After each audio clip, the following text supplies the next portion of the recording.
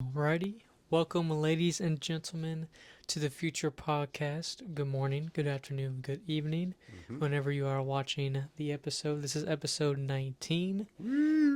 Continuation of our series right now, the MCU phases. Today will be part 3, MCU phase 3. Obviously, it's given.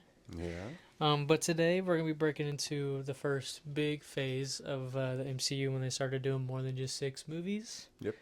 So we're going to break into a lot of solo movies, in team ups, a lot of sequels, 2 ends of a trilogy. So just get into some fun stuff. Very excited.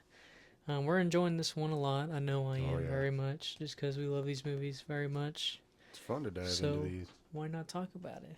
But I found it interesting with phase 3 is they kind of did the opposite of the other 2 phases. They started hard and heavy, and then it kind of, the last movie to me was kind of like, okay. Yeah. Probably didn't have to throw that one in there at the end. It's kind of like with the other 2 phases where the first couple movies are like, okay. Well, I mean, I get it, but yeah, it was a little interesting this time around. Looks like they were taking some leaps of faith in this one. Oh, definitely. Because this is when they gained so much tension.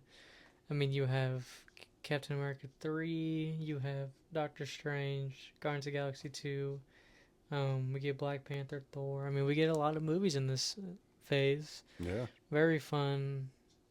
Kind of gives all the fans a little bit of what we want. Yeah. There's 2 movies in this phase that I don't really care for. And once we speak about them, you'll understand which movies we're talking about, and you'll probably agree with us. I think I know which 2 they are, because it's probably the same 2. Yeah, most fans agree with these 2, but we hope y'all are enjoying this series. If you have any suggestions about maybe another series or just episodes in general after we get to this, we're all ears, so just let us know. Leave a comment if you like what you're seeing. Leave a like.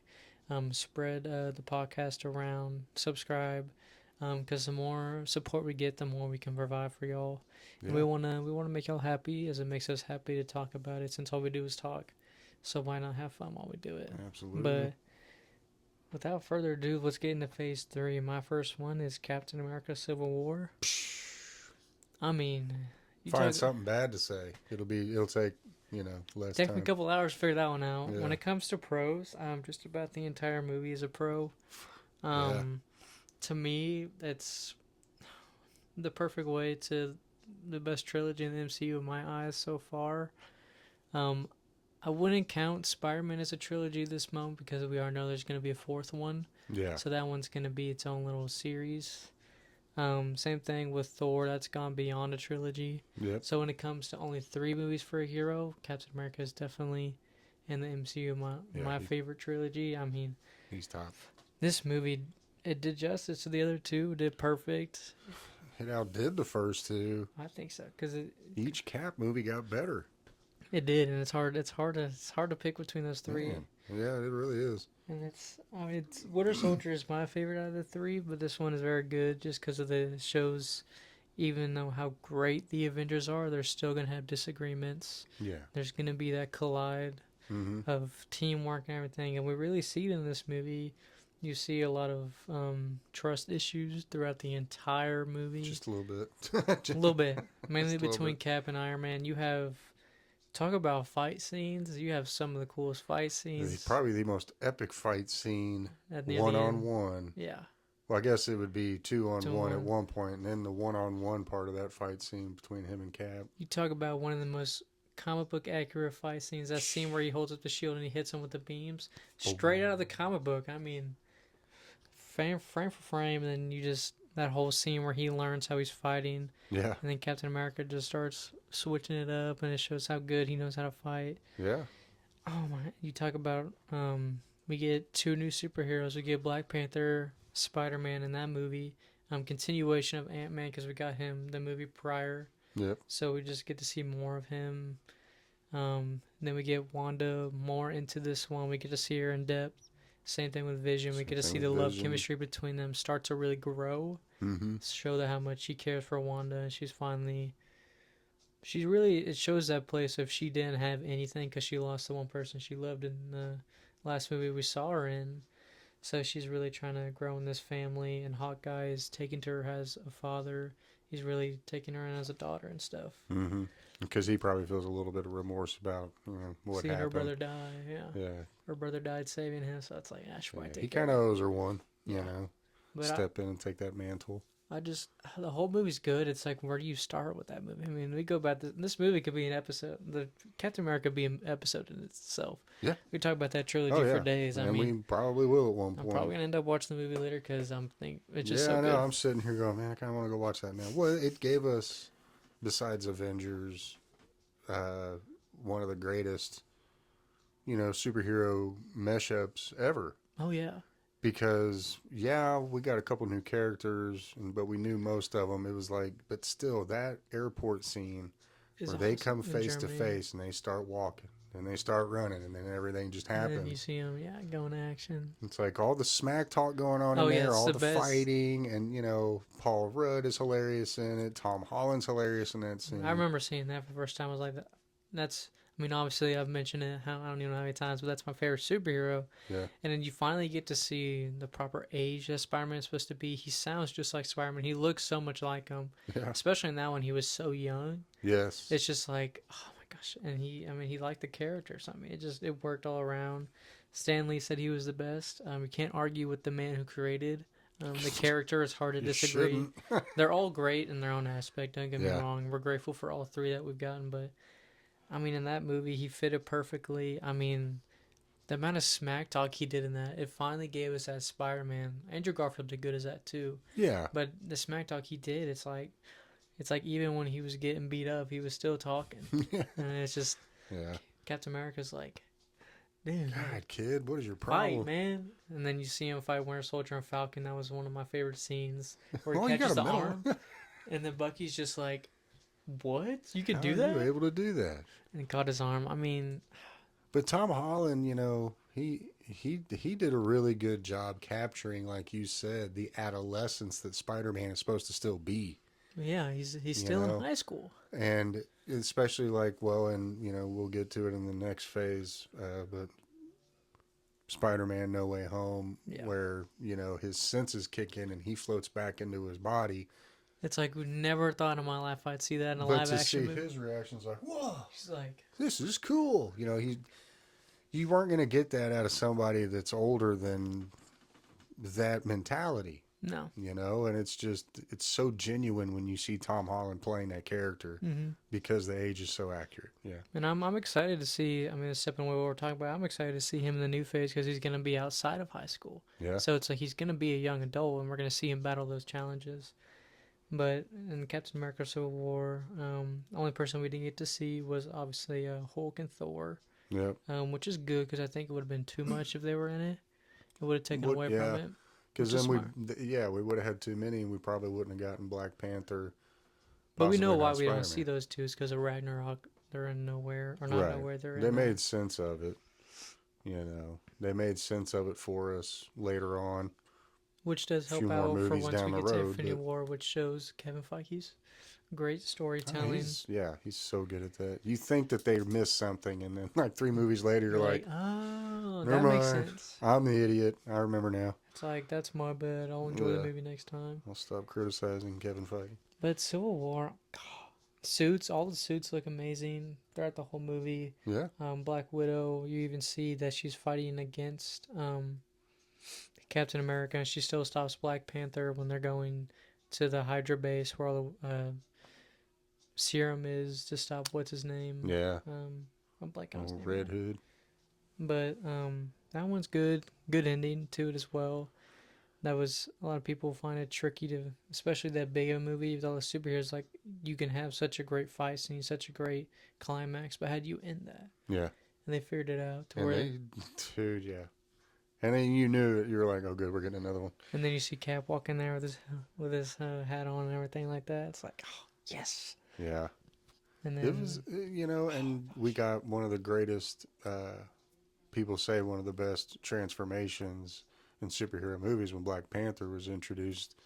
When they're chasing Winter Soldier on foot. Yeah. And you've got Winter Soldier running, Cap running, Black Panther running, but they're faster than the cars. So you got 3 just insanely fast dudes running. And that's where we get also the scene where Bucky gets brainwashed, and you see Cap holding the helicopter.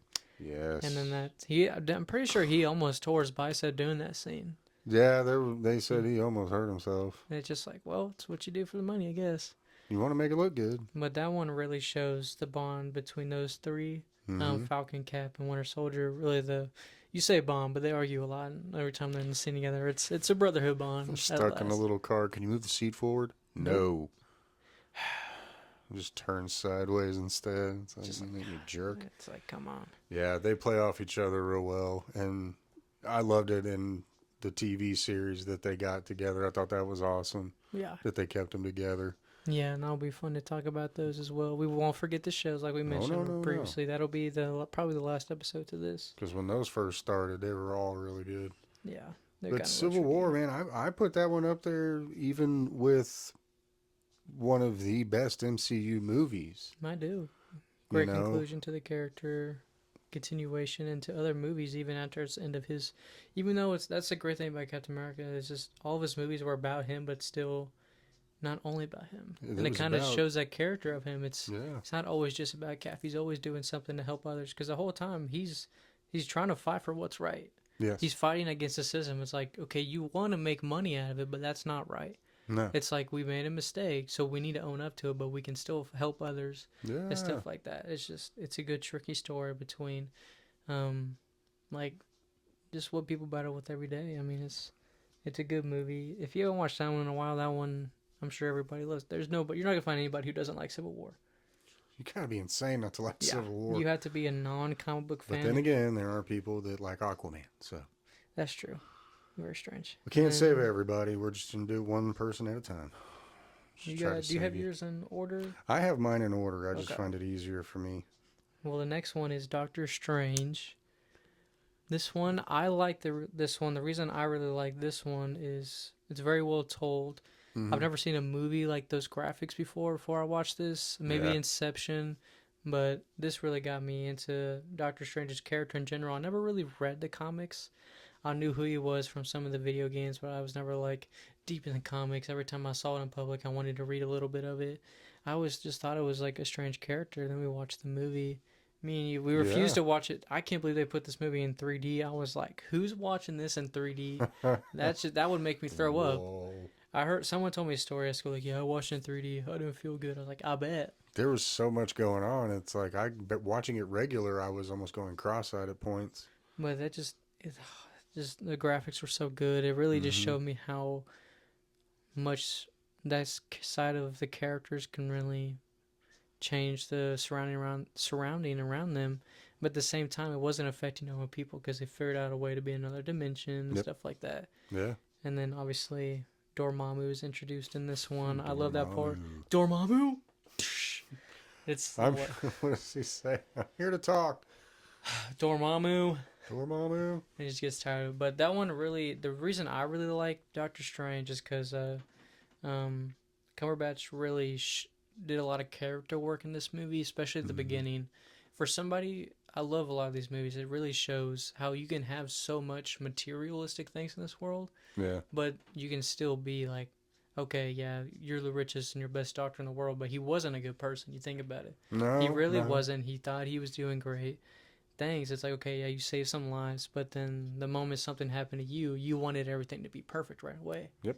And it's like, you can't have that, and you have to realize that you tell people they have to heal, and then you're over here.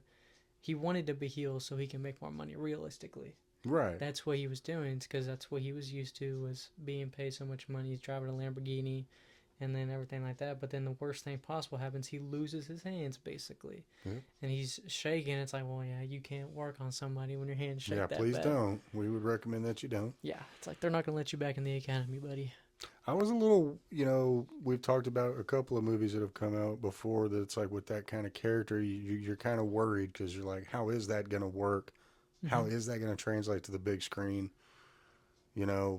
I did read a little bit of Doctor Strange growing up, and I knew the character, but for my vision of Doctor Strange growing up, it was nothing more than a glorified Vincent Price, he just looked like a creepy old wizard dude. There wasn't really anything special about him. And yeah, he could cast spells and stuff, but in a comic book, it does not look that impressive. Yeah. And it's hard to sell. Then they put on the big screen perfect. But with the CGI and the technology and everything, you can take a character like Ant-Man. It worked perfectly nowadays because you could show him shrinking and growing and actually get the visual effect of it and go, oh. Yeah. And like with Doctor Strange with the ring, the ringlet or whatever they're called, their sling. Yeah. That they use, and how they can use that to make shields and weapons and stuff. And it's like, okay. It's really cool kind of to see how they can do so much, kind of like a better version of the Green Lantern. Yeah, much better version. Better dressed, not very bright and green. That's the only thing with Green Lantern. Green it's just animated. It's so green. It's just, I just can't do that much green. I'm sorry, I just can't. Back to I Deadpool. just, that's true. Just don't make it green and animated. But Doctor Strange is really good. It's a very good origin story. I feel it did perfect what we needed. Not only did it introduce us to the character, it really showed us that, okay, we got some good fighters on Earth, but there are some things out there that we don't want on Earth, and that's where we see Doctor Strange really test the time stone in the way that nobody really should. He put himself in infinite loop. How long was he in that loop? I think he said he was in there for a while. Oh gosh, I can't remember how long he said he was in that, but yeah, it was like 1,000 days or so. It was insane. It's like, yeah, I'm not doing that. You've heard the rumor that he's the actual anchor being. I haven't heard that one. That'd be interesting. I mean, we haven't heard a lot from him recently. I'm forgetting the Chosen One, whatever his master. Mm-hmm. She said that he was meant to be the best of all of us. Oh, when she's talking in Endgame? Yeah. Oh. And even Kevin Feige has been slipped up calling him like, oh, here's the Messiah right here, a couple times during like the red carpet things. And we're about to get our third Doctor Strange. I'm interested how that's going to go. And that might explain And this is after all the TVA. This is after Deadpool and Wolverine. And so if everybody understands what we're talking about, then you're not getting any spoilers here. If you start putting it all together, it makes sense now. If you've seen a movie that we'll talk about in the next phase, Multiverse of Madness, when he goes in front of the Illuminati, they say you are the greatest threat to the universe. Because he can be so much once he has, because he's stuck in the dark hole. Yeah. But if you don't have him, what happens? What happens to your universe? Exactly. So it's like, yeah, Doctor Strange, man. I heard rumors when Deadpool first came out that Spider-Man might be the anchor beam, but this makes more sense. You can make any of them make sense, let's be honest. I mean, you could sit there and rattle off some stuff. There's so many different and twist it ways. around, but we have to wait till they confirm it for us before we get excited. But that's the fun part about this. Exactly. The speculations. The multiverse it's tricky, but it is so vast, like they say. But see, I think the first Doctor Strange kind of got the same love as, like an Ant-Man. Like, it took a little while for it to grow on people. But once people finally watched it, they're like, okay, this character's not too bad. And because it got so much love, that's when we got him in all the other movies and stuff like that. I'm interested to see if he is Anger Bean. They have a great actor to do it. He's got plenty of time left to play the character. Yeah. So we'll just have to see how that holds. Let us know. I wonder how many of y'all like Doctor Strange, because that one is a tricky character. That one really, because a lot of the basic fans really like the big names. Yeah. This is one of those few I feel before it was on the big screen, and how it is now with like the Spider-Man and Infinity War and Endgame. Before those movies, it was like really picky when you saw somebody like the Doctor Strange movie. Yeah. I always like to watch it just because that first one is a lot of good character work. That's why I like it. Yeah. And then they just hit us. They hit us pretty much with like 5 back-to-back great movies. Then we got Guardians of the Galaxy Volume 2 after that. Dude, yeah. We saw that one in theaters, I'm pretty sure. Oh, we did. We've seen a lot of the first one was so damn good. This one got me at the end. Oh, the ending man. Definitely. Yeah. We'll talk about it just yet, but yeah. We'll hold on just a few seconds. The first one was great ending, and then we get this one, just phenomenal. We see we got Baby Groot at the end of was it the end of the first one when he's dancing? Yeah, when he's dancing, Drax keeps trying to catch him. And he stops. Yeah. But no, this one is good because he's a teenager, or he's a little kid. No, he's little Groot. No, he's little. Oh yeah, he's a little dancing Groot. Yeah. He's a little dance crew at the beginning of the first one. He's dancing to the music. Yeah. They have some of the best intros in the Guardians of the Galaxy movies because of Groot, because it's such a simple character, but it's like we always talk about. It's one of those characters where it's hard to do that in comic books. It really is. Because Groot is such an interesting character, but in the movies, it's James Gunn, again, with his brilliant mind, he found a way to make a tree interesting. Well, because here's the thing. You can't read sarcasm, right? No. And he only says 3 words, I am Groot. So you have to wonder, like, so, yeah, you're trying to figure out why it's offensive, but if you hear him go, I am Groot. Whoa! Like, whoa! The saps on that guy. Yeah. You've been a total D-hole since what did he say, the acorns on you? Yeah, look at the acorns on this guy.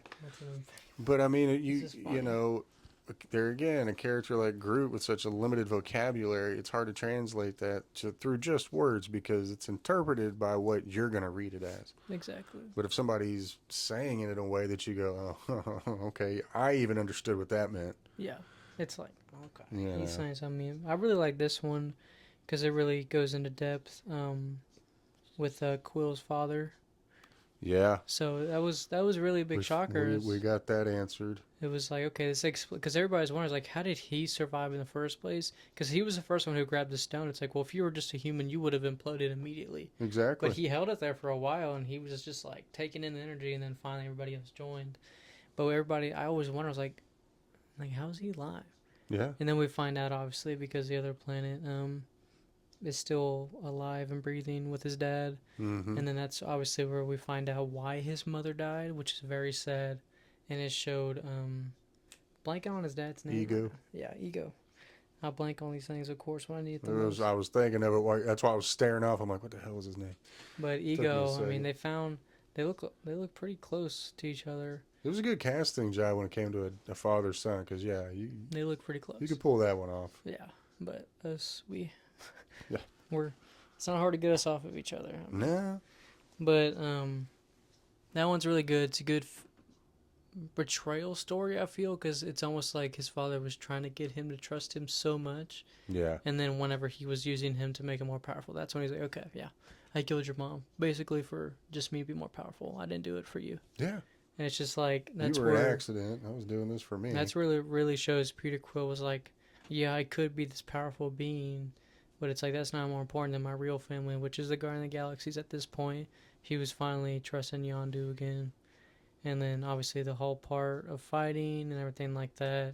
You have Gamora and her sister fighting again. So they're always fighting. There's never a dull moment with those two. No, family feud, man. So, Nebula, that's her name. Nebula and Gamora, they're fighting a whole bunch. Those two are they don't trust each other, I think, until like Infinity War, and then obviously we know what happens. Yeah, we'll get to that. Yeah, that'll get here in a few minutes. Yeah. But then we obviously have the ultimate sacrifice of Drax putting on the armor and his sensitive nipples hurt when he does that.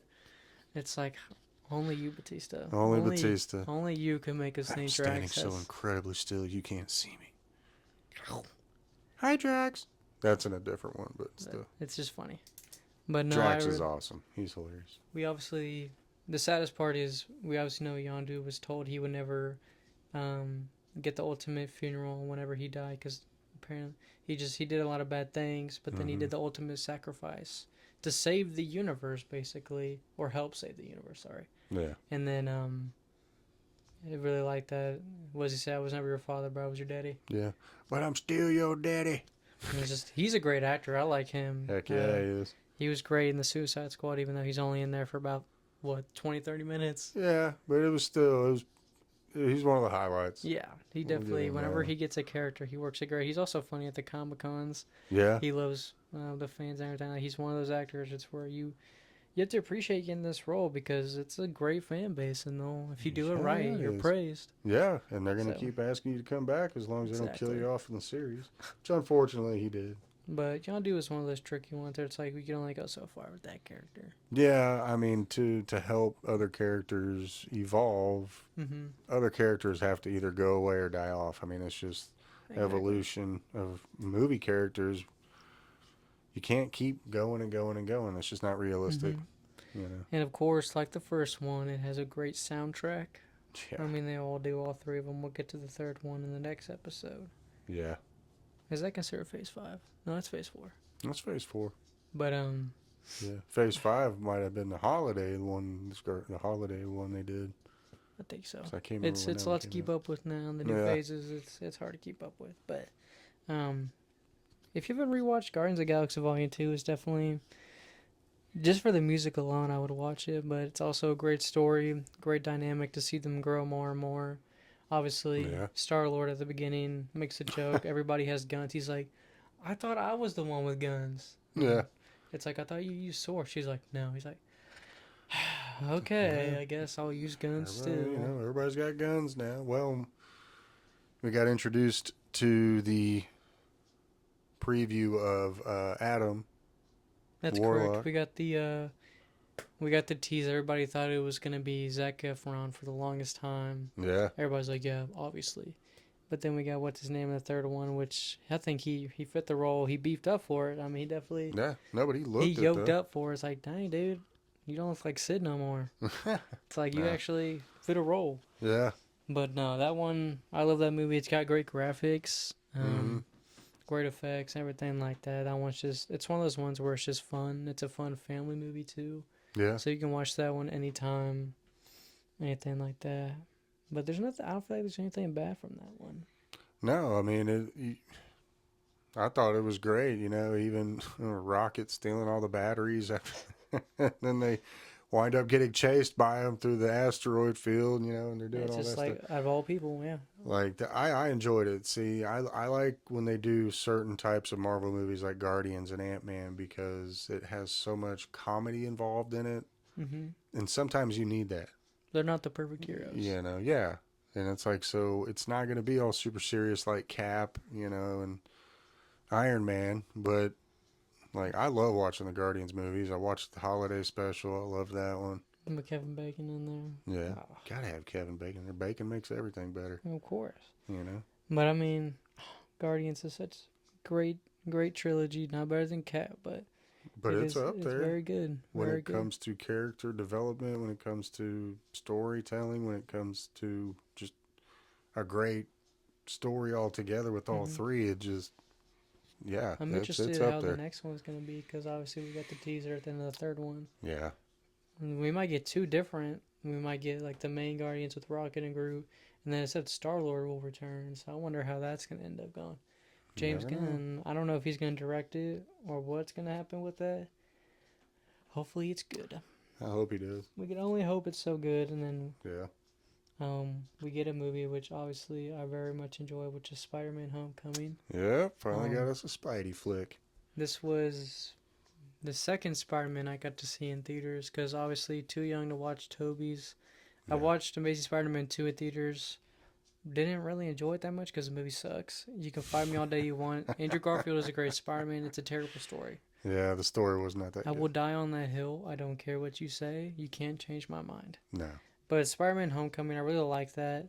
Out of all the homemade suits, I believe that is the best one in my opinion because it is the most, seems like the most realistic because all he does is get clothes and just like cut off a sweater and stuff like that. And he's putting together, because, and you see in these movies he's dumpster diving and stuff like that. It's because in the comics he's very poor.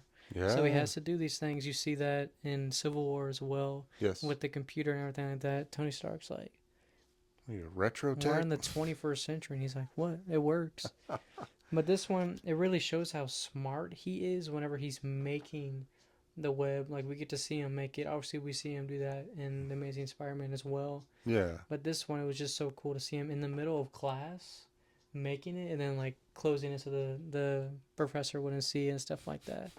But that one is fun. We finally get to, obviously, we see love chemistry. He's all over the place with his love interest because he's in high school. So yep, he can't figure out what he wants. No, he can't. He's going for the popular girl. The popular girl doesn't want him. We get to see Ned for the first time in live action, the man in the chair. Yeah, the man who would become the man in the chair. And now he's probably going to be Hobgoblin next. That's what I can't wait for the fourth installment. I'm so ready for this. I mean, apparently he read it and he liked it so far. So I hope it's good. But Homecoming is just... I'm excited now. it was just nice to finally see Spider-Man done proper justice. I liked the way the suit looked. The Stark suit looked really good. Mm-hmm. I don't get why people didn't like it. It's like, well, yeah, I don't want the exact same suit we saw in the last installment with a different actor. No. That's why I don't get people are like, well, this suit and this. It's like there's so many different versions of Spider-Man's suit. It's like, yeah, it would be cool to get like that one again. But you think about so many different options they could go down. Like with the new one they're doing at the end of the third one, that one we saw, the one he made. It's like Mm-hmm. that one. Yeah. That one's probably gonna be my favorite once I see that on the big I screen. think so, because it looks phenomenal whenever he went swinging past the Christmas tree. That was awesome. We'll get to that in the next couple faces. And then you have a great villain. You have Vulture, which we've never seen on screen. We almost got it for Spider-Man 4 with Tobey Maguire, but it never got made. Yep. So we finally got to see the redemption. We had Michael Keaton, which is a great actor. I'm glad that we didn't get it with Tobey, because that means this wouldn't have happened, or it would have been stale. Exactly. It would have been like, what now? We got to tease that Scorpion as well. Yeah. I've always liked Scorpion. If you don't want to read the comic books, just watch the first Spider-Man game on PS4 from 2018. They did Scorpion really well in that game. They did really good on all the villains in that game. I'm sure now that we're going to be getting Rhino and stuff like that in the news, it's probably going to be a whole new trilogy and stuff like that. And while Spider-Man is fresh on my mind, I just want to remind you that Sony has announced they're going to stop making Spider-Man movies after Craven. So Sony is finally going to stop ruining Spider-Man. Hey, Finally. Way to It get only on the took them 2 bandwagon. decades to realize that they're not very good at that. That's not your genre. It took them 20 years to realize that was a dick move, Sony. I might still watch Craven because it looks like it'll be a fun watch. It's more, to me, it's probably going to feel more like just an action movie more than a Spider-Man movie. Yeah, But because I've seen clips from Craven, and it's like, I don't know. To me, it just seems like an action movie, almost like Predator. Like, I don't know, he's just in the woods a lot, running at people. yeah, in the nature, which is Craven style, but it is. Wasn't necessary to make a Craven movie right now. No. See, that's what I'm saying. Like, It definitely was their last contract. it's like Aquaman on land. It's like, did we need an Aquaman movie? No, we did not. But they thought they needed to. Jason Momoa needed an Aquaman movie. We didn't. No, he definitely probably wanted to because they gave him a lot of money. Yeah, I'm sure they did. But yeah, I mean, we'll see. I'm hoping it's good. But Homecoming's very good. I love again where MCU does great at giving us basically a comic book panel in live form is whenever the building collapses on him and we see him picking it up. That's also from a comic book. We get a lot of those in Spider-Man. Obviously, you have Tobey's whenever he throws his suit on the trash can. That's a straight comic book pool of whenever he throws it down. Yep. That's where Spider-Man can really get away with those because he has a lot of iconic moments. Oh, yeah. I'm waiting for the day we get the iconic one where he comes out of the grave in the symbiote suit. I'm waiting for the day I get that. I probably will never get that in a live-action movie. Oh, well, never say never, because It'll be a while till I get it, at least. Yeah. But I feel Homecoming did a great job. We got to see a lot of, again, character development, but in a way where he was already a humbled character, but he was having battles of becoming a big name, obviously because of Civil War, getting popularity like that in his hometown. And it's hard in high school to have 2 identities. It's hard enough to have one identity sometimes in high school, let alone 2. He's struggling. His best friend finds out he's Spider-Man, so that's funny. It's just awesome all around. Yeah. We kind of get to tease that Shocker, and stuff like that. Not exactly like the comic book, but I'm sure they'll branch from that. Mm-hmm. It's just the route they were going is very smart, because obviously Vulture isn't strictly like the comic books where he has real wings and stuff like that. Right, yeah. But it's very smart continue off in Avengers to show that it's still impacting people this far in advance in Phase 3. Yeah. So that's what I like about it. I mean, I could go on about Spider-Man for days. Oh, I know you can. We'll have a whole Spider-Man episode at one point. I'm sure. Oh, I'm very sure of it. But I mean, they did a great job with these ones. There's a reason they're this successful and that they keep making them. Mm-hmm. I mean, Tobey made 3. They should have only made 2. Yeah. Amazing Spider-Man should have only made 1. Yeah. And then now here you're looking at going into their 4th, planning on doing 6, and you're like, probably, yeah. Jesus Christ. That shows you how much better they've understood the character. Mm-hmm. Someone, yeah, someone actually has the freedom to say yes and no. Mm-hmm. Because that's where Sony was really like, you're gonna play, like the director's gonna tell you what to do almost. Yeah. And it's like, yeah, you can do what you want on screen, but you don't have a say in like whether the story is good or not. Right. Yeah. It's like, yeah, we'll give you the story and you go off of that. And it's like you don't have a say in whether you can have any choices or anything like that. And it's hard for superhero movies when you do that because you want that freedom to be the character and everything like that, which sucks, but it does. But what are you gonna do, man? You're making millions of dollars. Cry me a river. Exactly. But if you haven't rewatched that one in a while, go watch Spider-Man: Homecoming. Very fun. It's Spider-Man. You can't go wrong. Well, another good origin story, even though everybody knows the origin of Spider-Man. Which I think they did great because we did not need to see another spider bite him.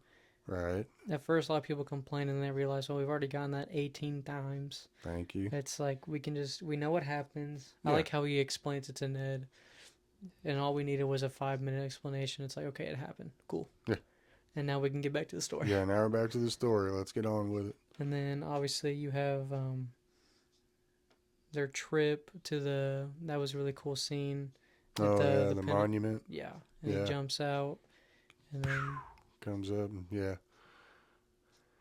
man, that's when you were like, okay, they're gonna do this justice. Yeah. Like they're gonna do all right. Like I wasn't worried about Spider-Man after watching the first one. I also love how MJ pokes at it of like, where's Peter? Yeah. Where have you been the whole time? On the bus? It's I was just right over here the whole time. It's like, where were you? I like how you had to poke at it because realistically, it's like, how come you always disappear at this? Somebody would have to notice. And so I just love how comic books every now and then you have to poke at yourself and be like, you're like, yeah, where did you go? I mean, it's like Superman in his glasses. It's like you telling me nobody ever noticed that Clark Kent looked exactly like Superman. Somebody had to figure it out. I really think that's the worst alter ego costume I've ever seen in my life. I got glasses on. Who are you? Oh, jeez. Not only do they have that one, but then, I mean, the next 3 movies are all so good. You have Thor Ragnarok right after that one. I loved Thor Ragnarok. To me, that is my favorite Thor movie that we've gotten so far out of the 4. We might be getting a 5th one with it's not really a spoiler, Hercules. I mean, it was 2 years ago. They teased it at the end of the Love and Thunder. I mean, you should expect it now. Yeah, nothing's been confirmed of what's going to happen, if he's teaming up or fighting against them or what's going on with that. But in Ragnarok, I feel it's definitely it was a new director, obviously. Whole new story, whole new branch of. We finally got to see Hemsworth be funny. Oh man, even more because I was saying the Avengers, we got a little bit of his comedy, a little bit. But in this one, you can definitely say like, well, have some fun with it. You saw him get comfortable. He's been in the character for a while now. This is his 5th movie as a character. Or 4th movie. And it's just like, okay, it's like, you know what you're working with now. Yeah. Like, everybody loves you so far. So just have fun with it. And that's what happened. You have a great opening sequence. You have Loki falling for 30 minutes. I have been falling for 30 minutes. That is one of the best things ever. That whole interaction between Doctor Strange and Thor. Yeah, that's not it.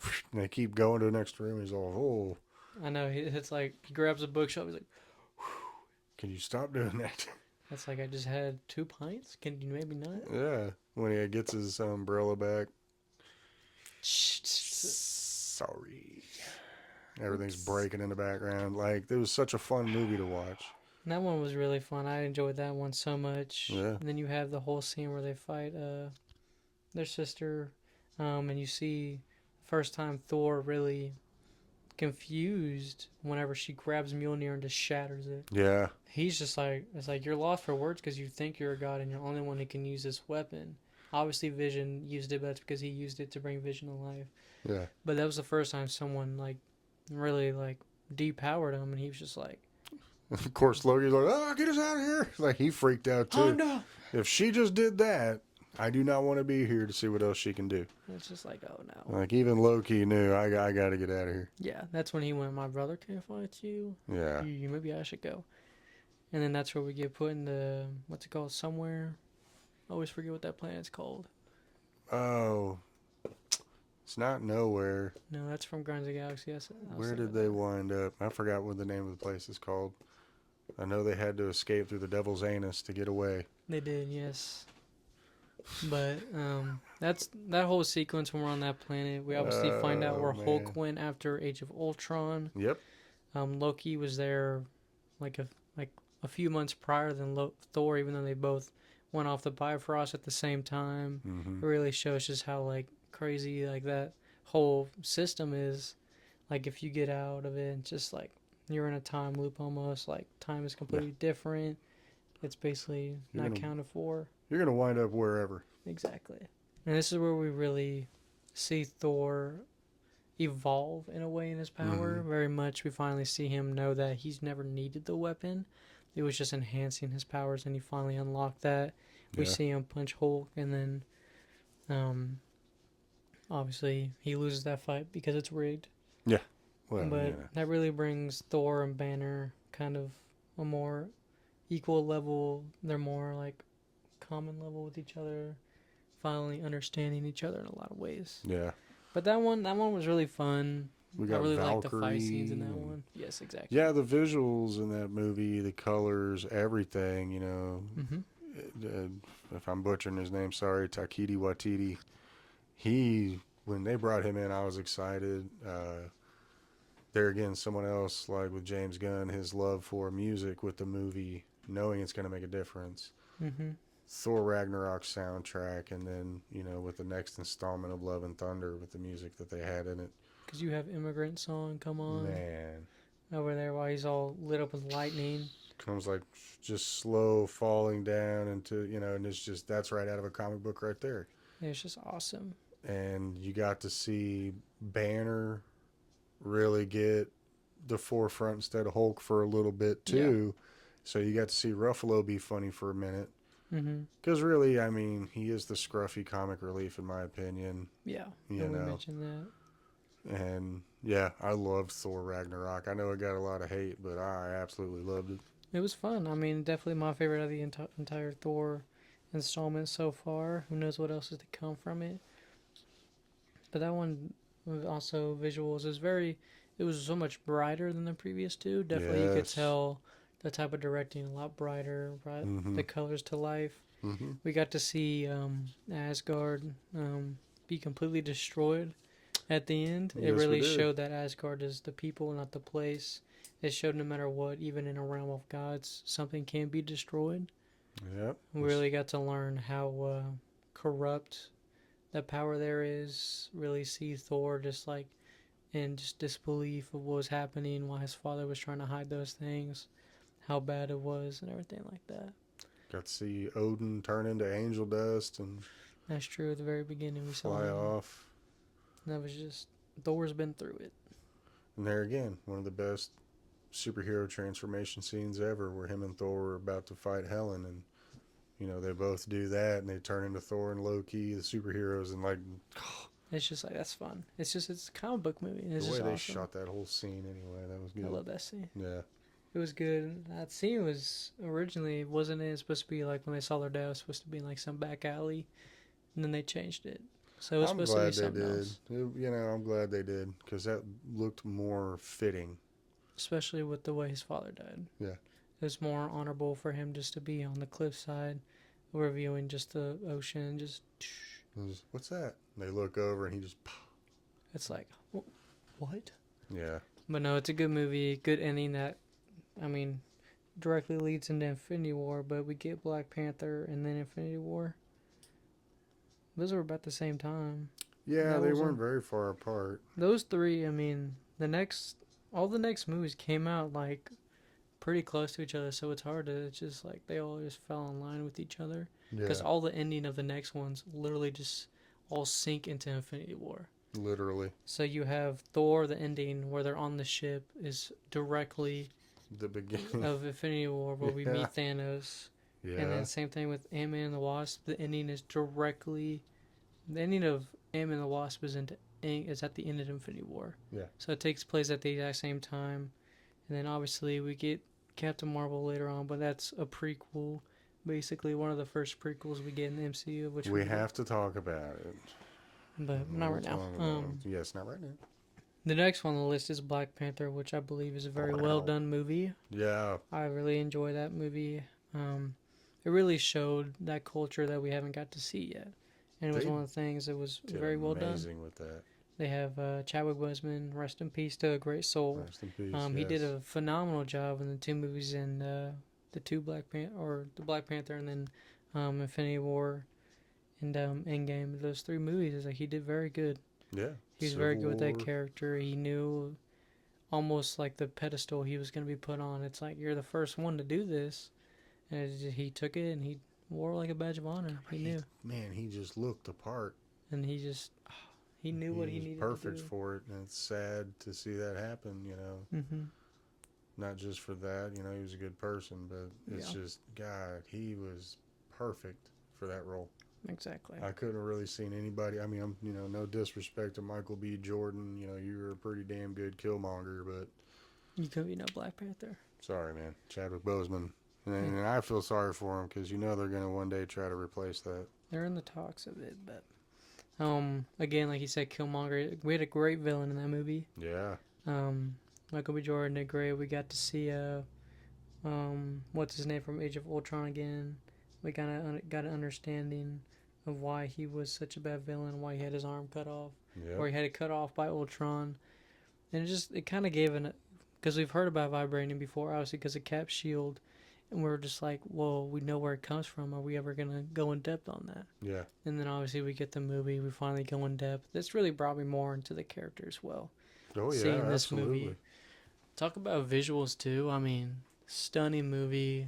Yeah. I mean, you have the mountain, the snow mountain. I forget what their clan's called, but we get to see the different cultures even within that area. Yeah. It really shows the different tribes and everything like that. The tradition of the Black Panther, in order to keep his name as king and everything like that. Gotta fight it's for just exactly, and that's how it is in a lot of places. Yeah, if you're gonna be traditional to the old ways, you gotta fight to keep your mantle as king, and if you don't have an heir to the throne, and they did a great job mixing, modern with historical way of doing things. I thought they did a great job in that movie. Mm-hmm. Really cool how Wakanda is there but not there. Exactly, I really like that, and we see where T'Challa is really like, okay, we're doing good things, but we shouldn't hide this with the rest of the world. It's not fair that only we get to be this advanced, and it really shows the kind of king he really was. Is he was a great king. It's like he was doing good things, and he realized he's like, we can save so many lives. Yeah. And then we got to kind of see that as more and more when he was going in public, people were kind of noticing more and more. And we didn't see, obviously, in all the previous movies, we never saw Black Panther except for Civil War, because all the previous kings were kind of keeping it a secret. Mm-hmm. It's like, well, you can't call yourself a superhero if you only do it for your one little nation. Yeah. Like, you got to expand. You got to save as many people as you can. You got to save the world. You're a superhero. Black Panther is just a great story. I love his suit was so awesome. We got to see it the way it would absorb power. Yeah. And then he could enforce it back out. Mm-hmm. And it was just like, okay. So you're using technology and you're making something nobody else could do at the time. His little retractable claws, like all that. Like the way he can press. I mean, like they made his suit super cool. It was awesome. What should have been something basic, they went ahead and stepped it up. And they're like, no, we'll make it even cooler. We can do more. We can do more. And then you have Killmonger's suit, which does look pretty cool, the gold one. Yeah. And then you have the scene with the train isn't considered fully finished because they didn't get to finish it in time before release. Mm-hmm. But it's still a cool scene. Oh, yeah. It really shows how basically families can fight within each other, sometimes more. The enemy can be within rather than without. It can be usually is in the circle. But it usually is. That one is a good one. You can watch that one anytime. I know nobody ever complains about that one. We have more complaints about the second one than the first one, just because the second one it's hard to do that. It's hard, man. They did what they could. That's where I don't pick on the second one, because it's like they were trying to carry on the story when it seemed almost impossible to. Yeah. And the third one, I'm sure it'll be a while till we ever get that one. I don't even know if we ever will. I honestly don't think we ever should. No. I think they need to just leave it alone. just you shouldn't do it. I'm so, just gonna say they should leave it alone. You want to revisit that thought in 20 more years, maybe then.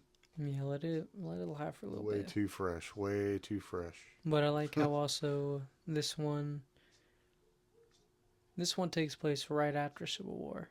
Yes. So it's a little bit before Infinity War, so we get a little bit. He gets a little bit of a break, and then he has to defend Wakanda. Because it's right after Civil War because they take Winter Soldier back with them, take his arm off, Yeah, make him work on a farm like an old goat. because they freeze him at the end of Civil War, and then they work on him, and then they wake him up and stuff like that. Yeah. And then obviously he gets that cool arm. Yeah. That's pretty badass. There's that meme going out there where they have the arm flipped the other way. And he's like, I can't take it. And they go, why? And he goes, that's another right arm. It's like, that's messed up. Make them the wrong side. They're like, oh. It's like, you sure? I'm sure. I was looking at you like we're in a mirror. And yeah, it would have been. It's like, oops. Sorry. But no, Black Panther's fun. Yeah. Definitely. Yeah. It was awesome to finally get that character on screen. Because obviously I've known about that character. I've seen clips about it. I watched animated movies about it. So it was really interesting to see that finally on the big screen. Mm-hmm. Obviously that culture indulged in that movie, and it was finally nice to see them. Yeah. Because everybody deserves to have the representation in a movie. Absolutely. It's very fair. Everybody should have what they love in every genre. So it's definitely a great movie. Great soundtrack too. Very good soundtrack. Great soundtrack, and there again, great origin story. And then the next movie is Avengers: Infinity War. Come on. I won't say it's my favorite in the phase, because between that and Endgame, it's hard to pick between those two. Those two are my back and forth. It is hard to pick between those two, but Infinity War, I mean, you have the whole opening scene with Loki getting snapped like a little stick by Thanos. It's no like, more resurrections. And everybody was like, is that real? And you see Thor lose pretty much everybody he loves that he thinks is still alive and everything like that. We see Heimdall get stabbed to death. Yeah. Loki dies literally a minute later, and then Thor or Hulk is just shot out of the sky because Heimdall uses the last of his life to literally shoot him with the Bifrost to New York. Yep. So Thor is just left there. The ship blows up. He gets his second stone. And it's just like, that is not an opening you'd think you'd see in an Avengers movie. No. It's just immediate domination by Thanos. You're like, wow. But that's what he needed. They're setting you up for something. A big ride because, like he said, you are not ready for Thanos at that point. We're used to these other villains like Loki and no. Okay, yeah, we'll team up. We'll take care of it. It's like, okay, it's a build up, and it's like, no, we're getting into it. Yeah. But then when you see the Hulk smash through Doctor Strange's window, he's coming, and he's turning back into Banner. Yeah, and who? Thanos. It's like that Iron whole Man's opening scene. Yeah. So you have those all coming together. You have Iron Man, Doctor Strange, Hulk coming together, and then we also get to see Wanda and Vision, where we're wondering like, where have they been this whole time? Yeah. We see they've been on. We're just in La La Land over there. Yeah. Being in love, and then chilling in Europe. We see that even Vision can die. He almost dies in that scene. Yeah. Foreshadow, but foreshadow. So he almost dies, and then we get to see one of my favorite Cap suits where he literally takes his star off. He's got his long hair and he's got his beard. It's like, that's Cap. You see that awesome scene where he just catches the little spear. You see Black Widow after she comes back from her movie, even though we don't have it yet, but we get it in Phase 4. Yeah. She comes back from her movie with her blonde hair. And we kind of see like the effects of Civil War, what happens when the entire team was broken up. Yeah. Because we didn't know what was going to happen. It's like, what happened to all of them after that big fight? And it affected them all. Exactly. Everybody felt betrayed, hurt. Yeah, but then they realized, they're like, okay, there's something more great that's coming down. Yeah. And then we get to see, obviously, the little mini battle in New York. You have the fight with Iron Man, Doctor Strange. Yeah. Spider-Man tries to fly on the big circle thing, and then he just passes out because he runs out of oxygen. And that's where we get the introduction to the Iron Spider. I love the suit. A lot of people criticize it because they say it sounds like the comics. I'm sure we'll get the comic accurate where it's all red with the gold lining. I think it's good that they didn't, because then it would have just looked like two Iron Mans in one movie. Yeah. That's where I'm happy it didn't happen. I hope we get it in the future. Don't get me wrong. I hope he does in the future to like honor Iron Man in a way, Yeah. if that makes sense. But I like the way how it was a lot more different colors were meshed really well. Yeah. And I love the Iron Spider. It's one of my favorite Spider-Man suits. Just the idea of it is really awesome. They did a really good job with that suit. That whole scene, though, you know. And the whole opening sequence, like the first Send like him 30 home. minutes. And the flying with the parachute, but the first 30 minutes where we see like the two different teams. You have the team on Earth, and you have the team that goes to fight Thanos on Titan. Mm-hmm. You have the whole build up. Obviously, you have the scene where the Guardians show up. It's just that whole scene. I'll give you one better. Why is Gamora? It's like, why is Gamora? It's like, what? Then you have Iron Man just calling a bunch of idiots, basically. Yeah, I'm gonna shoot you in the face. I can take it. No, you can't take it. He's got this like, no, you can't. You cannot. You gotta love Drax. Yeah, dude, don't call us plucky. We don't know what it means. All right. It's like, yeah, I figured. But I love the whole scene where Spider-Man again makes references in every movie. In Civil War, he makes a reference to Star Wars. In this one, he makes a reference to Alien. Yeah. Because he has a mantis by him. She's gonna put aliens in me. Don't put anything in my brain. It's like, oh my gosh. It's like, out of all people, I'll leave it to Spider-Man to make the alien reference in an Avengers movie. But that whole build-up, you have all the different scenes. It's just, you see Thanos just so dominant when he gets the stones. Yes. How much he doesn't care. He has no remorse. The only person he has remorse is for Gamora until he kills her. Yeah. He has remorse to keep her alive, and then he uses her to kill her. And then you see the ultimate, like, even though he is his big bad, he still has that feeling of, like, sadness. But he has a greater goal than everything. That's to make total, just everything has to be balanced. Yep. And it gives you that question of, like, okay, he was trying to do something good, but he did it in the worst way possible. Yeah. It's like, I don't know how to feel about this. Like, obviously, you don't want to kill people, but he's, in his eyes, we're just still going to do it. He has to do it. And then it just, that scene where he just tosses her, it's just like, I remember seeing that in the movie. I'm like, man, well, Gamora's dead. She tried to kill herself, and he uses that reality stone to turn it into bubbles, and she's like, oh, crap. And that's, it's like, He just drags her, and it's just like, sorry, little he's woman. so strong, and she just punching his arm, and you just see him just toss her. It's like, dude. And it's just, obviously, we see the vast universe more and more. Mm-hmm. Every movie, we just learn so much more. I feel like you just learn so much. You see just the love Star-Lord has for Gamora. Yeah. Where he can't even shoot her, even though it would save the universe. And then he tries to, and it just turns into bubbles. Yeah. It's he was going to do it anyway, just because. Yeah, and then, I mean, the whole ending scene. That part definitely got me. Whenever you see Spider-Man, just kind of like that's how. I mean, you're in high school, you don't know what's happening. Like you're almost still a kid. Yeah. And you're just like, I don't feel so good, and you just see him just disappear. I'm sorry.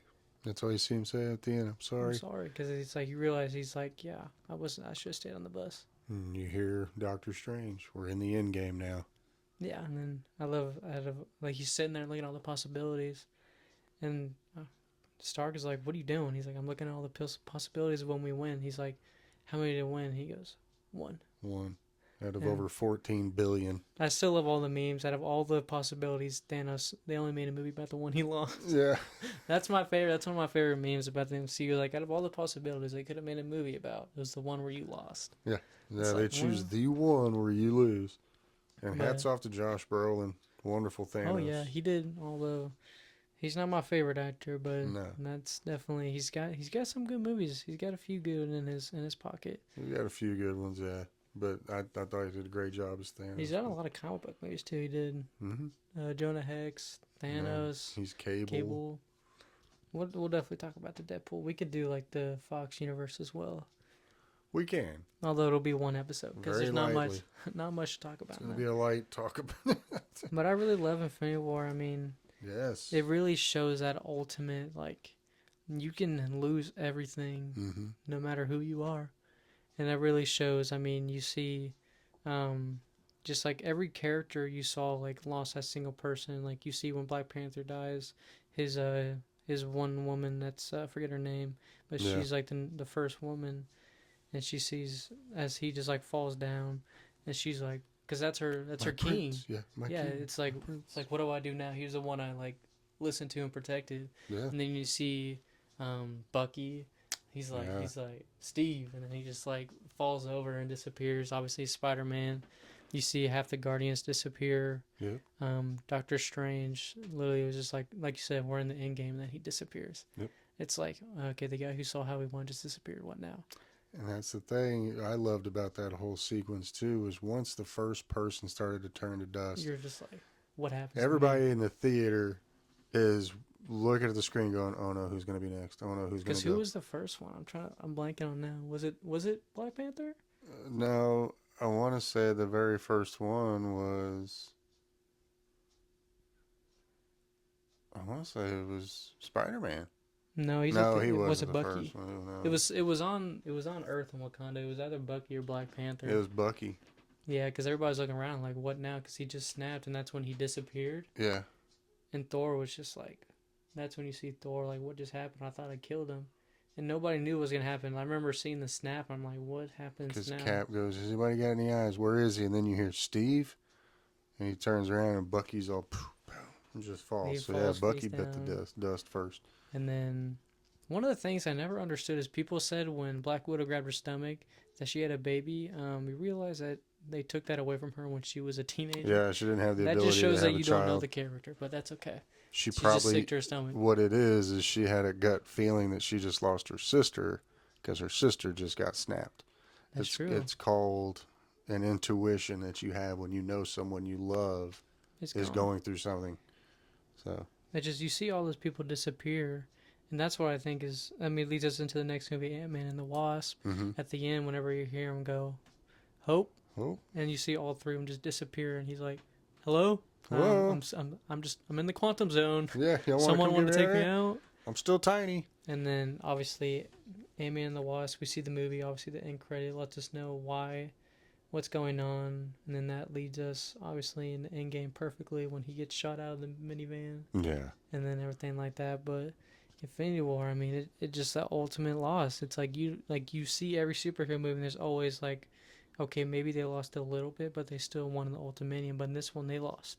They didn't win anything. No. There was no aspect of where they won. Like, okay, maybe some of y'all lived, but you still lost. You still lost. You may have won a little bit of this battle, but you lost the war.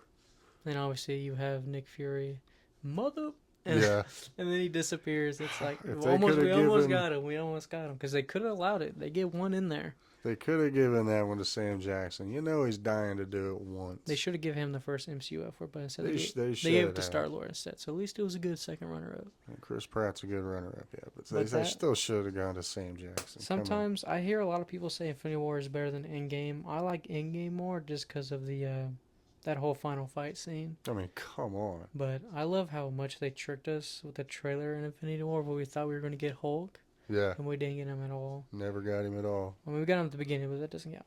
Well, not really. He got his ass handed to him. Yeah, and then he got shot off into space, and then all we got left was Banner for the rest of the movie. Of course. And then the next movie, like I was saying, was Ant-Man and the Wasp. To be honest, I watch it only I think it's another filler movie. It is, I think. It was in the contract, and I feel, luckily we're getting a redemption on Ghost. Hopefully it is done better in and Thunderbolts. Yeah. Yeah.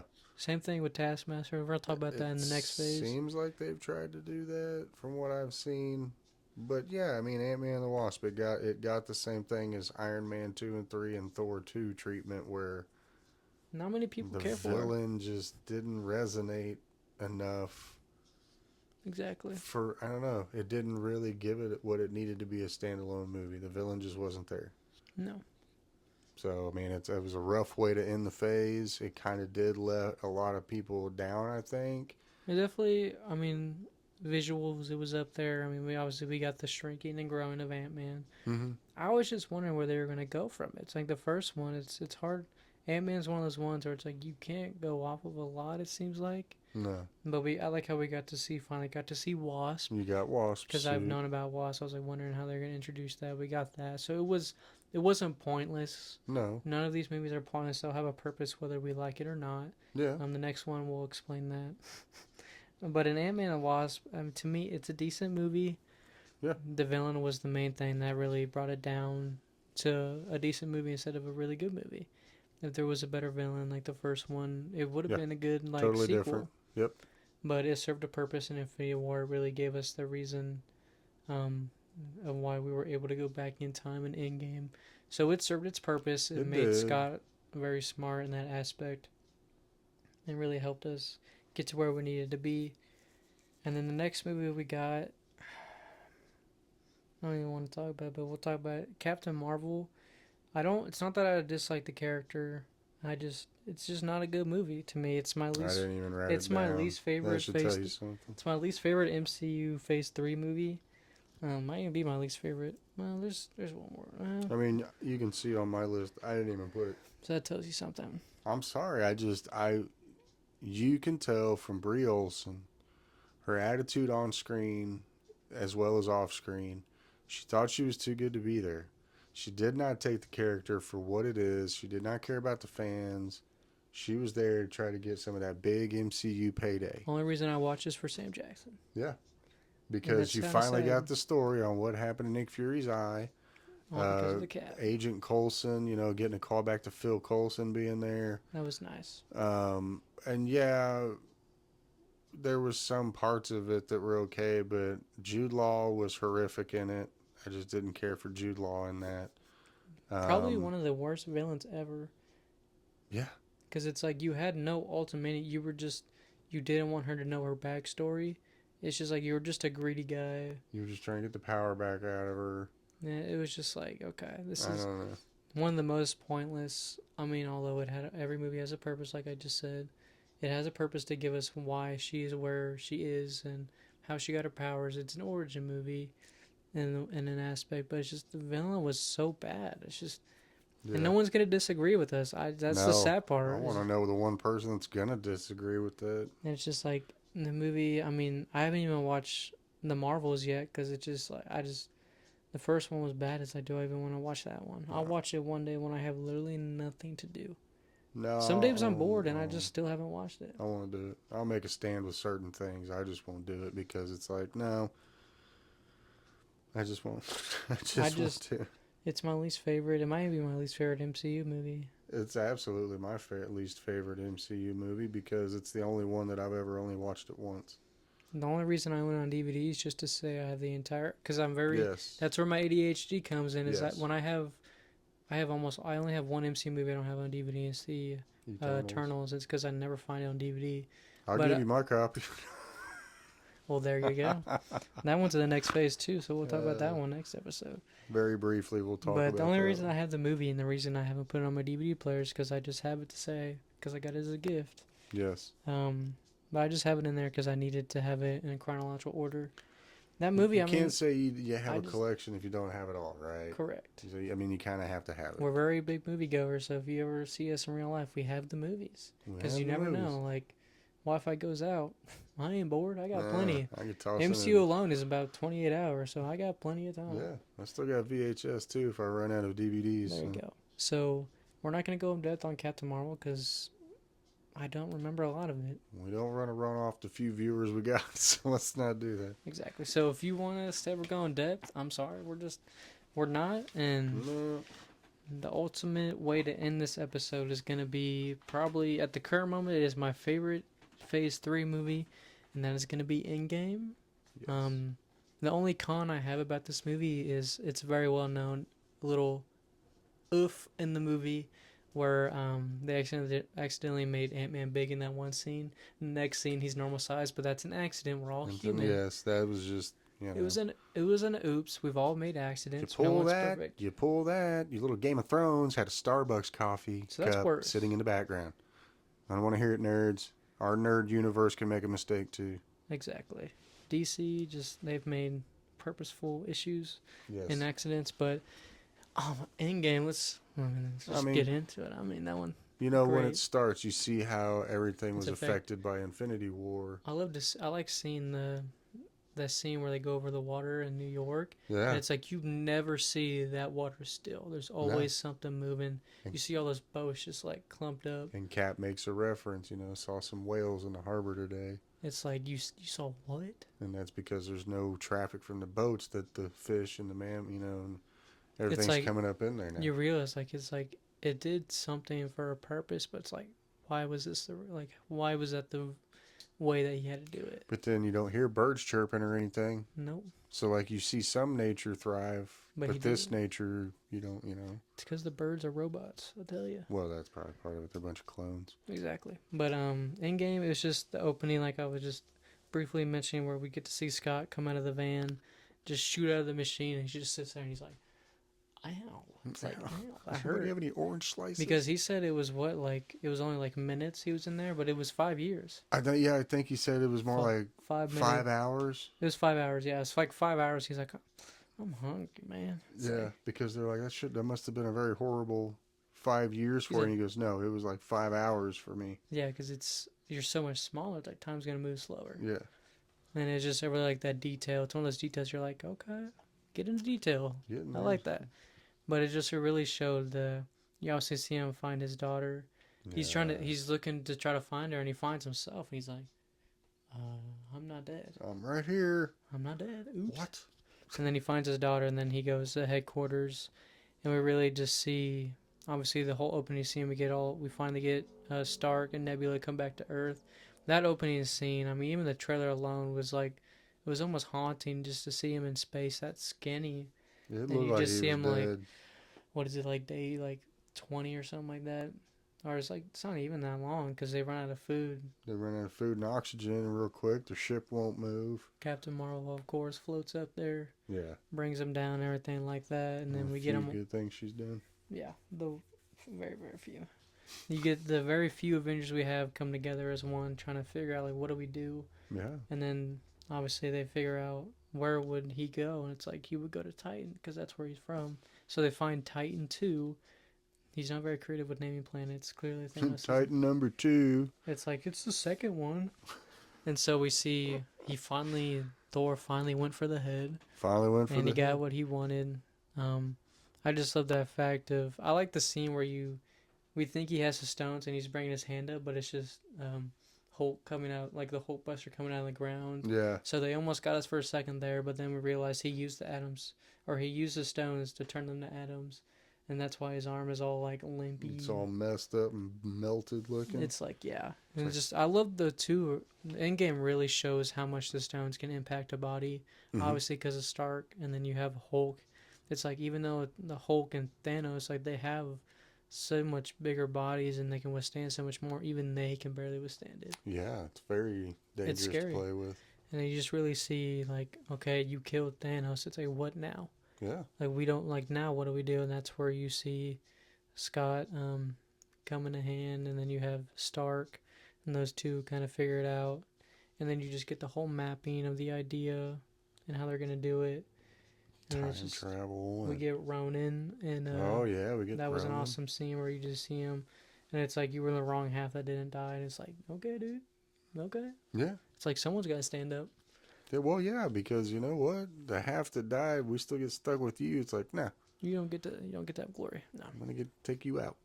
Yeah, we get to see the most devastating side of Hawkeye you've ever seen. Yeah, that opening scene because he's the opening scene, right? Where it's his family, I believe. Yes. Yeah. I get that one mixed up. I always forget that one's at the beginning of Endgame, where he sees like that's like his whole family is not just like half of him, but his whole family is. His whole family, and he's all girls, boys. Starts whistling for him. It's just like, whoa. Teaching his daughter how to start shooting the bow and arrow. And then she disappears. Yep. It's like, well, dang. That's when you stop hearing the birds all of a sudden, and it's like... It gets quiet. You're like... Quiet all of a sudden. It's like, how can you make quietness so haunting? They did such a good job in that movie. The whole build-up. Pulling at your heartstrings the whole time, too. We get Fat Thor. My favorite version of Thor, by the way. It's just that one that really shows us how much Thor. It's like, you've been through so much, dude. It's like I was waiting for the moment it was gonna hit you. It's like, It's like, even though you're a god, you took it tough. He went from a god bod to a sad bod. It's just like, oh, it's like he was so big. It's like, So what do you say? You look like melted ice cream. yes. Like, oh, it's like, and then he says Thanos. It's like, we don't say that name in here. Yeah. It's like, are you scared of him? And it's like, I killed him. It's like, well, you're not acting like it. You're not acting like it because And then he knows he should have done that to begin with. exactly. Then we get the whole awesome sequence of them going in different timelines. And then you get the whole. I really like the timeline where they go back to New York. Yeah. To get the Space Stone. That one's really. They get the Tesseract to get the Space Stone. So that's that awesome. That one's fun because you see Tony and his dad. And then we get when they go back to see when Cap has to get the Pym particles. Yeah. That's when he sees his dad and everything like that. He sees Peggy and we hear the music like we talked about in the first episode. You always hear that song. But I like to go back and it really just like explains parts we never got to see. Yeah. Like that one scene. They see Hulk like breaking the car and you see Hulk just. I really got to do that, guys. Yes. It's like you can try harder. That's where we get Smart Hulk as well, which a lot of fans don't really like. And I don't really know how I feel about Smart Hulk sometimes. I'd rather not have him, to be honest. I mean, I think it's fine for a moment, but they shouldn't have left him that way. Because to me, it's just, and now it's getting confusing because why did he have to go through special stuff to become Smart Hulk? But in She-Hulk, she's just as smart as when she's not She-Hulk. Yeah, now it's just like, okay. So it doesn't make sense to me because everybody else that all of a sudden gets the treatment of whatever, the gamma radiation, they can still be smart when they transform. Why is he the only one that has to be barbaric only? Just because I guess he got too much gamma, I don't even know. Like, I don't know. That one always kind of threw me off. That's why I didn't like it too much because it starts making you think too much into it and you can't just enjoy it. It throws you off a lot. I think they should go back to either being Banner or Hulk. Yeah, because it gives you that dynamic. Yeah. But I just love the whole series where they go back. They get the awesome suits as well. Time travel. You get the cool. Cap versus Cap scene. I could do this all day. Yeah, I know. I know. Okay. Yeah. That is America's ass. Yeah. That's probably one. That is. But yeah, I could do this all day. Yeah, I get it. Yeah, whatever. Yeah, no, that's definitely one of the better parts, watching those two get to fight each other. But then watching when they have to go back and they see Star-Lord trying to then he's singing, and we get to hear what it sounded like. Cause without the music, you just hear him singing terribly. It's like, oh, Chris Pratt, you're so amazing. Like, this guy's an idiot, you know that. And they're like, yeah. Knock him out. It's like, well, that was easy. And then I really like, obviously, when they go back to New York, Hulk is the one that talks to the chosen one, where she's asking Doctor Strange, and she's like, why doesn't Doctor Strange have it? And he's like, Doctor Strange is the one that gave it to him. That's where she was like, maybe he knows that. That's how, like you were saying, that's how we know he is the Messiah, and he's Anchor Being because he's the only one who knows. That's where she goes, bring it back to me, please. Yeah. That's where we get the really good time travel aspect in the movies, because you always wonder what would happen if we went back in time. Yeah. That's where he said, you can do this, but if you don't bring it back to the infinite exact branches, moment. Yeah. It's like you have to bring it back. And we get that later in time, obviously, with Cap. But when they get all the stones and they come back, just that whole final scene where they have all the stones and then they snap, they're like, what happened? That's when you hear the birds chirp. Yep. And then you see Scott's phone, or you see Hawkeye's phone ring. And then you just see... Because that's where the really cool idea of time travel again is when Nebula, the two different versions of her, are in the same time. And it's just like, well, she's a robot, so how would that look? And that's where you see Thanos pick her mind. Yeah. And you see how smart he is, and he was like, so my plan worked. Yeah. So I did it so well, they're trying to fix it this bad. Yeah. And that's where you see how... I really like the idea. He's so much younger, the version we got in Endgame. He's more power hungry. He's not as laid back like he is in Infinity War, where he just wants to get the stones, get it done with. Right. This version, he wants to fight. Like, he's got his double-edged sword, and I don't know how it works, but it worked, where he's, like, spinning it. it's just like, yeah, he was hungry for war. And that's one of my favorite fight scenes of all time too. And you got the main three with Cap, Tony, and Thor. That's such an awesome scene. You do know this is a trap, right? Yes. As long as we're all in agreement. I just love that scene where just one of the best transformations again. You see that beard get the Viking hair. It's like, man. Oh yeah. But I love that scene where Thanos is just like, you're running back to me at the end of the day. It's like, run from it, granted. It's just like, you got to fight me for it. You got to fight him for it. What else happens in that scene? A lot. You see, I mean, one of my favorite scenes, you see Mjolnir just slowly go up and just. Yeah, the whole audience in that I remember theater. seeing that and I was just, oh, what? Because I love that. It's such a small detail, but you see how he like pulls back from it. Because he doesn't know, like Thor will just catch it because he has full control of it. Well, and he's strong enough too. But Cap doesn't understand. Like he thinks it's normal momentum because of normal physics, like with his shield. But just that awesome scene where he's got the shield and then he's got Mjolnir. It's just like, yeah. And it's just like where you see him use it, and it's like he used it in so many different ways because he saw Thor using it so many different times. Yeah. Like he would throw it up and then throw the shield at it, and then he just like discombobulated Thanos. You see Thor almost die. You see the scene I talked about in previous episodes where you see him electrocute Iron Man. He uses it to impulse those beams at Thanos.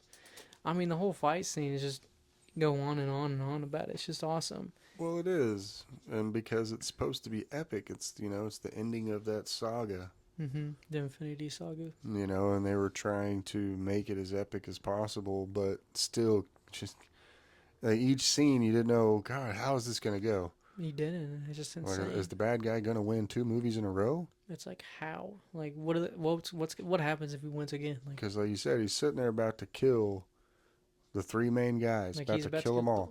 He's literally about to kill Thor. Iron Man's half beaten up. Yeah. And you just see that Mjolnir just come at him. And Thor's like, I knew it, dude. I knew you could do it. You're just waiting. And then finally, on your left, you see all of just that portal open. It's like, oh my God. I still get goosebumps just thinking about it, watching it over and over again. But being in a theater when that happened and to see they're all back. Everybody come out. See Spider-Man swing out. Everybody just starts showing up. Everybody's getting excited. And to hear Cap finally say it. You just see him. Avengers. Assemble. You hear Thor. Yeah. And I mean, just everybody charging. It's just awesome scene. Ah. I could watch that scene alone for hours on end. Yeah. Literally. It's so awesome. Watch that scene. And then you get to the scene where Thanos is about to grab it. And you see. I love this detail where Iron Man absorbs him through his armor because he made the gauntlet of himself. Yep. Of his own armor. So it's like, obviously, that would work where he absorbs it. And you see him just do that click. And he says, I am inevitable, which is one of the awesome bad guy lines I've ever heard. Yeah. You just hear that empty metal. I love that sound of just the metal clicking. And you just see it like this. And that's where you see Iron Man just all of them line up. And I am Iron Man. Snap. And I have that Funko Pop. And it is one of my favorite Funko Pops, by the way. I'm going to steal that Funko Pop. No, sir. I just love that. I am Iron Man. It's just like, what else do you say? That's also one of the saddest scenes in MCU history. I mean, Tony dying like that. Nobody thought he'd be the one. Yeah. And that's why he did it. I just love that Doctor Strange is holding up. I also like how Doctor Strange wasn't super involved because they knew if he was involved, it'd be too easy. Yeah. I just love how he's serving his purpose. He's making sure the fight goes right. And he's like, and then he just looks at him. He holds up that finger. Iron Man's like, oh, I knew it. He's like, oh, and then he's like, oh, here we are. I'm gonna die, but it's just gonna save the universe once call and back for all. to a lot of people love it. It's a callback to the first Avengers, where Cap and Iron Man proved each other wrong in the right way. Where Captain America isn't just something from a bottle, and Iron Man, he put himself on the wire. He put himself out there before anybody else. Yep. And then obviously the saddest ending, you see just Thanos just sit there and just go, okay. And just. Well, there was another thing I noticed the other day. Someone posted, that's the first time you see Captain cry. He doesn't even cry when Peggy dies. You see him upset. You see him somber. Mm-hmm. And you might see one tear come down. Like you see, like he was like, you saw him already cry, but he wasn't like bawling in the scene. But you see him go, okay, man. Yeah. But you see him devastated when he sees Tony dead. Mm-hmm. And it just goes to show you that how close they really were. They argue, but it's like that was that whole it was first like 6. brothers, man. Yeah, it's a sad movie. Definitely, it makes Grandma cry every time we watch it. And the whole funeral scene, you know, I love how they hid that from Tom Holland so that he wouldn't let loose. They told him it was a wedding. Yeah. The whole time. It's good. And he said he showed up to the set. He's like, "Where's RDJ at?" He's all looking for Downey, and they're like, "Fucking idiot." It's like, he's dead, dude. Like, he's dead. This is a funeral scene.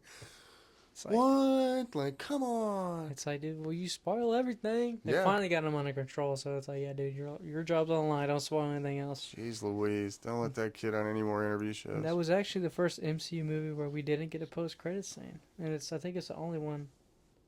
Yeah. One where we didn't get a post-credit. Because I don't think at that time they 1,000% really had an idea of the future of the MCU. They might have had some things already in the works or done, but not a set in stone from that. No. Because where do you go from Endgame? I mean, obviously, we're going to get Doomsday now. Yeah. But it took them till now to figure it out. 5.5 years later, it took them this long. The well dries up sometimes, you know. You gotta wait, but I mean, that movie was the perfect way to end the Infinity Saga. Mm-hmm. I didn't know where they were going to go from that. I was just like, wow, this is a good movie. It really was my favorite by all means. Like, I'll watch that one every day. I have no qualms with that. That movie's just great. It's just, I could rewatch, like you said, every day, and I'd find something new in it. It's just all around cast is phenomenal, visually stunning in every aspect. A lot of people think MCU has been decreasing every now and then. It'll come back up with Deadpool, Wolverine, where we're getting some stuff. But a lot of people say they left it on such a high market Endgame. It's like, well, when you look at it, the Avenger movies and the solo movies should be two different brackets. Yes. Because you have the team ups and you have the solo movies. You shouldn't compare them. You shouldn't compare every movie to Endgame because that's just not fair. It's not fair. I mean, it's the best. It's the best movie they made because it's got all the characters in it. It should be good. It's got all. It better be good, yeah. Because if that's your worst one and you got all the people in it, that's an issue. So yeah, it's very unfair. It's not. Can't do that. That'd be like putting the Browns against the All-Star team. Yeah, can't do that. No. I mean, come on, man. But I mean that's the end of Phase 3. We'll get into Phase 4 next episode, and then we'll kind of be able to get into Phase 5 a little bit since that one is taken off. It's got a few things in there. I might wait till that one ends till we continue that episode. That way it can be one. Yeah. So we'll do Phase 4, and then we'll do the shows. We'll do MCU and then just Marvel shows since a few of them are now canon, like Daredevil and Punisher are now canon and stuff like that. So we'll be able to talk about those a little bit. But we enjoyed this episode. We went back to our normal time, about an hour and a half, just because we got more stuff to talk about. Yeah. Next phase, we'll have a lot to talk about. They did a lot in that phase. We're going to have plenty to talk about in Phase 4. Plenty. But we enjoy this. We'll definitely be happy to continue this series. If there's anything else you want us to talk about, please let us know. Feel free to comment. We want to give you all the content y'all can enjoy and stuff like that. Yeah. We hope y'all have a good rest of y'all's morning, afternoon, evening, whichever it is. And we'll see y'all in episode 20. Peace out.